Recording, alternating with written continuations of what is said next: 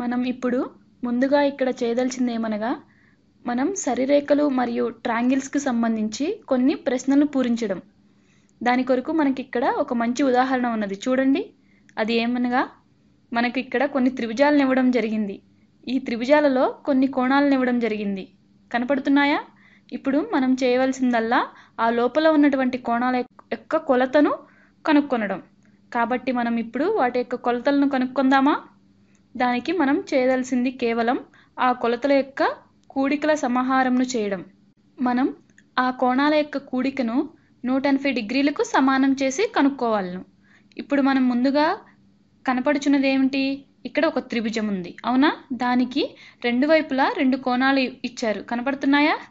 ఎప్పుడైతే మనకు రెండు కోణాలు ఇవ్వడం జరిగిందో అప్పుడు మనం మూడవ కోణం యొక్క కొలతను కనుక్కోవడం సులభం, అవునా?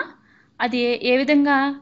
ఇచ్చిన రెండు కోణాల యొక్క కూడికను 180 డిగ్రీలకు సమానం చేసి మూడో కోణం విలువ కనుక్కొనవచ్చు. ఆ మూడో కోణంను x అనుకుందాం. అప్పుడు x plus 50 plus 64 equal to 180 డిగ్రీలు, అవునా?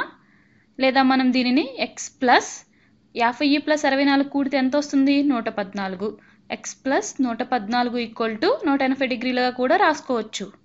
ఇప్పుడు x ప్లస్ 114 ఈక్వల్ టు 180 అంటే x ఈక్వల్ టు 180 మైనస్ 114 అంటే x ఈక్వల్ టు 66 డిగ్రీలు. కాబట్టి దీనిని బట్టి మనకి తెలిసిందేమిటి? మూడో కోణం యొక్క కొలత 64 డిగ్రీలకు సమానమని. ఇక్కడ మనకి ఇంకొక కోణం ఉంది కనుక్కోవడానికి. మనకు తెలుసు అది ఈ కోణమునకు సప్లిమెంటరీగా ఉంది మరియు ఆ కోణం యొక్క వెలుపలి భాగం ఒక స్ట్రైట్ యాంగిల్కు సమానంగా ఉంది మరియు అవి అడ్జసెంట్గా ఉన్నాయి. కాబట్టి మనం ఇప్పుడు ఆ కోణము యొక్క విలువ y అనుకున్నాం అనుకో, మనకి తెలుసు x plus y equal to 180 డిగ్రీలని. మనకి x వాల్యూ ఎంత? 66 డిగ్రీలని తెలుసు. కాబట్టి ఇప్పుడు ఆ x వాల్యూని ఈ సమీకరణంలో ప్రతిక్షేపించుదాం. x plus y equal to 180 degree 66 plus y equal to 180 డిగ్రీలు అంటే y ఈక్వల్ టు 180 డిగ్రీలు మైనస్ 66 డిగ్రీలు ఈక్వల్ టు 114 డిగ్రీలు. ఇప్పుడు ఈ 114 మనకి ఎక్కడో చూసినట్టు అనిపిస్తుందా? అది ఏమిటంటే మనం ముందే చూసిందే. ఈ విధంగా మనం కోణముల యొక్క కొలతలను కనుక్కొనవచ్చు.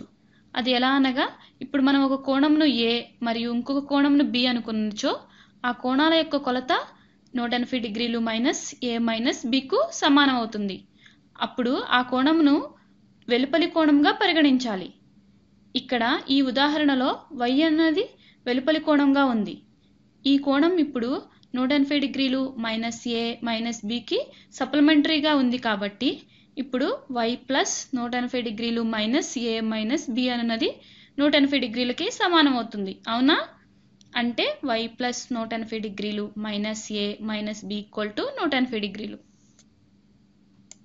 y minus a minus b equal to 0 అవుతుంది. అంటే y equal to a plus b, అవునా? కాబట్టి దీనిని మనం ఇప్పుడు ఒక జనరల్ ప్రాపర్టీగా నిర్వర్తించవచ్చు. ఆ నిర్వచనం ఏమిటంటే లోపలి కోణాల యొక్క కూడిక ఒక త్రిభుజం నందు 180 డిగ్రీలకి సమానమగును. లేదా ఇంకొక సప్లిమెంటరీగా చెప్పవచ్చు. ఒకవేళ నా దగ్గర వెలుపలి కోణాలు ఉన్నట్లయితే అవి వెలుపలి కోణాల కూడికకు సమానం అవుతాయి. కాబట్టి ఇప్పుడు y equal to a plus b అనేది మరియు y ఈక్వల్ టు 114 అగును, అవునా? కాబట్టి ఇప్పుడు మనం మూడవ కోణమును కనుక్కొనవలను. దానిని z గా అనుకున్నట్లయితే అప్పుడు z plus 114 plus 31 equal to 180 లేదా z ప్లస్ 145 ఈక్వల్ టు 180 అవుతుంది. ఇరువైపులా 145తో తీసివేస్తే ఎంత వస్తుంది? z ఈక్వల్ టు 35 డిగ్రీలు వస్తుంది, అవునా?